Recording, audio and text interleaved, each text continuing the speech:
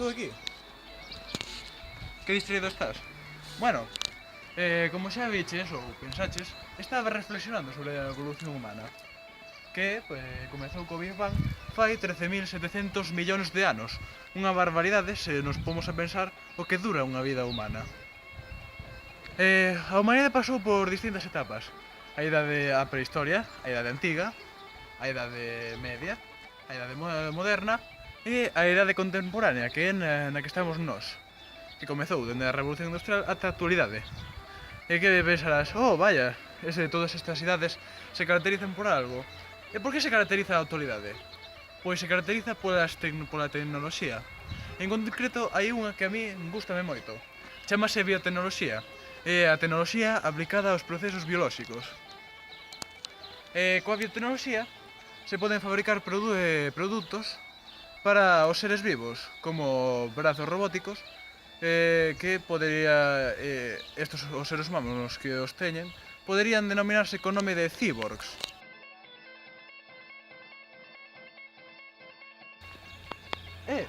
Hola de novo. Bueno, pois agora vouche explicar o que é máis ou menos a biotecnoloxía. A biotecnoloxía refírese a toda aplicación tecnolóxica que utilice sistemas biolóxicos e organismos vivos ou os seus derivados para a creación ou modificación de produtos ou procesos para usos específicos. Tamén emplea a bioloxía, química e procesos con gran uso en agricultura, farmacia, ciencia dos alimentos, ciencias forestales e medicina.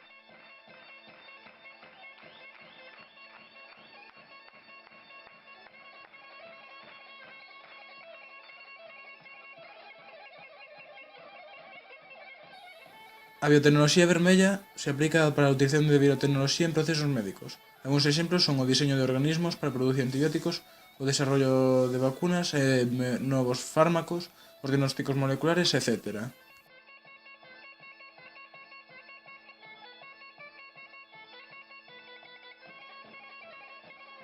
Biotecnoloxía blanca é aquela que aplicada a procesos industriales diseña microorganismos para producir un produto químico ou o uso de enzimas como catalizadores industriales, xa sexa para producir produtos químicos valiosos ou destruir contaminantes químicos peligrosos.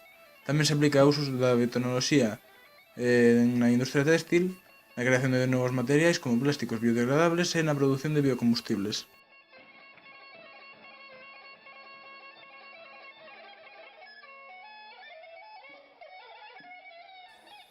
Biotecnoloxía verde é a biotecnoloxía aplicada a procesos agrícolas. Un exemplo delo é o diseño de plantas transxénicas capaces de crecer en condiciones ambientales desfavorables ou plantas resistentes a plagas e enfermedades.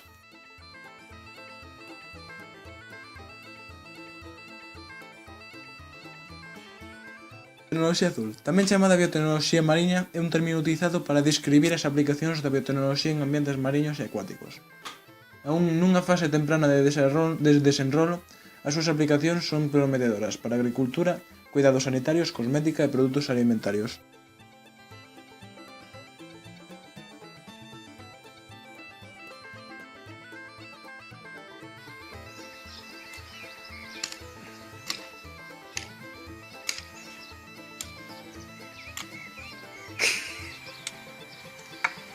Ya estes aquí no regadillo.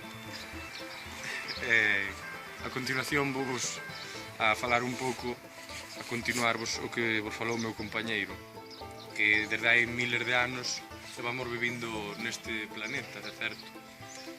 Concretamente neste século vanse producir probablemente un montón de avances nun menor período de tempo. Concretamente vou vos falar dun avance tecnolóxico que son os cyborgs. O mellor pensaredes que é algo de ficción, como nas películas de Terminator ou cousas así, pero é algo que, aínda que parezca fantasía, está máis cerca da realidade do que pensamos. Un caso, por exemplo, é o caso dun profesor británico chamado Kevin Warwick, que é un dos primeiros cyborgs que existen neste planeta, xa que implantouselle, faceuse voluntario, implantouselle un microchip na muñeca, baixo a pel, que emitía señales de radio e que estaba conectado a un computador. Gracias a ese microchip podía controlar certos sistemas como lámpadas, portas ou outros sistemas distintos. Máis adiante, se continuouse investigando, construíron un brazo robótico que o profesor podía controlar ca súa propia mão ao mesmo tempo que executaba movimentos. Estas tecnoloxías cada vez vanse avanzando máis. Probablemente no futuro sexa algo do día a día que unha persoa que lle falte un membro do seu corpo sexa reemplazado por un elemento biónico. Este proxecto inicialmente realizouse para axudar as persoas con fallos de medula, pero non só se realizan estas operacións en seres humanos, senón que tamén en animais. Xa se teñen probado feito probas en monos, en ratas e incluso en insectos. O único inconveniente disto todo é que os microchips funcionan con electricidade. É algo que, se está implantado nun corpo, os científicos van ter que inventar algunha maneira de que os sistemas funcionen independentemente sin electricidade. No futuro desenvolveránse sistemas que se implantarán no cerebro, tamén coñecidos como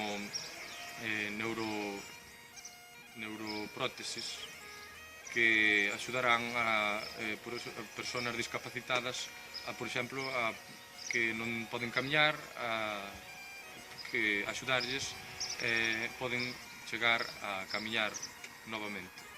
E a continuación vamos vos explicar os cyborgs, concretamente.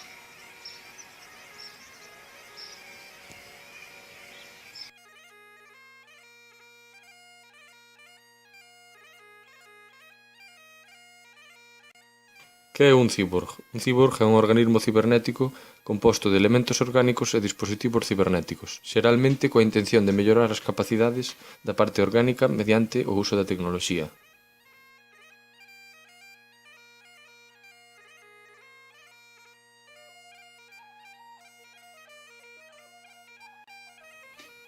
Na medicina hai dos tipos de cyborg, os de restauración e mellora. As tecnoloxías de restauración encárganse de restaurar funcións perdidas, órganos e extremidades. O aspecto clave da ciborgización restaurativa é a reparación de procesos tanto rotos ou faltantes para revertilos e convertilos a un nivel de función saudable ou a un nivel promedio.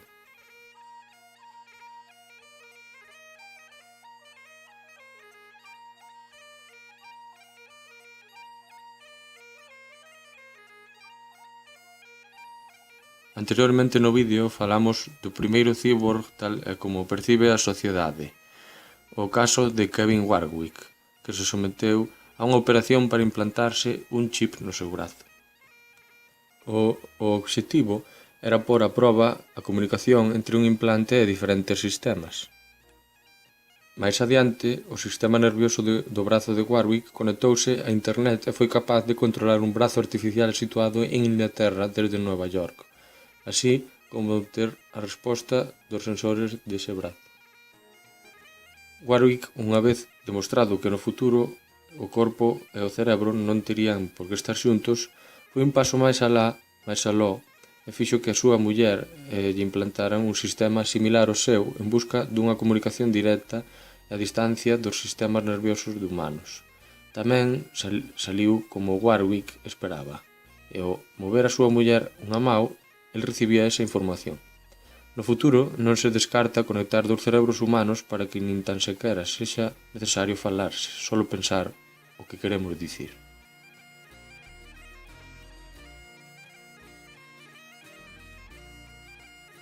Neil Harbisson é o primeiro cyborg oficial, o primeiro recoñecido como tal por un goberno, o británico, tras aparecer co seu ollo artificial na foto do pasaporte.